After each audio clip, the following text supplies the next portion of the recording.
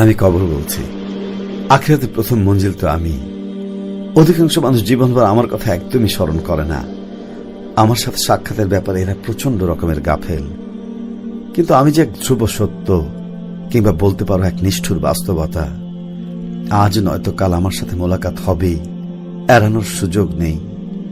শুনেছি দুনিয়া একটা ঘর সাজাতে মানুষ বিরাট আয়োজন করে, সারা জীবনের অর্থ, শ্রম, শক্তি, মেধা সবকিছু খরচ করে ঘর বানায়, অথচ কয়দিনই বা সেই ঘরে থাকতে পারে। শেষমেশ আমার ভেতরেই তো তাদের প্রত্যাবর্তন।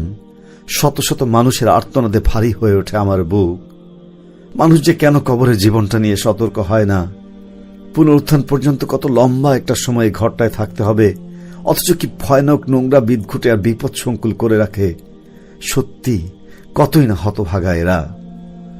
চাইলেই আমাকে নিজেদের জন্য মনোরম করে সাজিয়ে নেওয়া যায়, কিন্তু দুনিয়াতে বুঁদ হয়ে আমার সাথে সাক্ষাৎ করতে হবে এই ইয়াকিনটাই হারিয়ে ফেলে।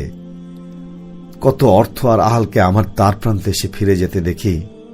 মানুষটা হয়তো এই দুয়ের পেছনেই জীবনটা বিলিয়ে দিয়েছে, অথচ এরাই তাকে রেখে চলে যায়।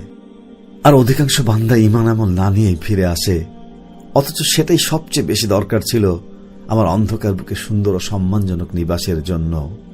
হ্যাঁ, ঈমান আমলের মাপকাঠির ভিত্তিতে আল্লাহ আমাকে আদেশ করেন যে ওই লাশের সাথে আমাকে কেমন আচরণ করতে হবে। এর আগে মুনকার নাকির নামে দুজন ভয়ানক ফেরেশতা এসে প্রশ্নোত্তর পর্ব শেষ করেন। আমার অনুমান খুব ভুল না হলে এই প্রশ্নোত্তর পর্ব দুনিয়ার বুকে ফাঁস হয়ে গেছে অনেক আগেই। রবকে, দিন কি আর নবীকে, এই তিনটা বিষয়ে প্রশ্ন করা হয়। খুবই মৌলিক বিষয়, তবু কত মানুষ উত্তর দিতে পারে না, নির্বাক চেয়ে থাকে। বড়ই আশ্চর্য লাগে তখন। তোকে আমি কি দিয়ে আপ্যায়ন করবো রে হতভাগা? কি করে এসেছিস সারা জীবন? যাই হোক, আবেগ জিনিসটা আমাকে মানায় না, কিন্তু ৬০-৭০ বছর হায়াত পেয়েও নিজের রবকে, দিনকে আর নবীকে চেনে না। প্রতিদিনই এমন হাজার হাজার হতভাগার সাথে নতুন করে সাক্ষাৎ হয় আমার। এমন কতজনকে মানুষ আমার বুকে রেখে যায় যার ঈমান আমলের খাতা প্রায় শূন্য, কিন্তু কবরে নামানোর সময় অনেক আয়োজন করে বিসমিল্লাহি আলা মিল্লাতি রাসূলিল্লাহ পড়া হয়।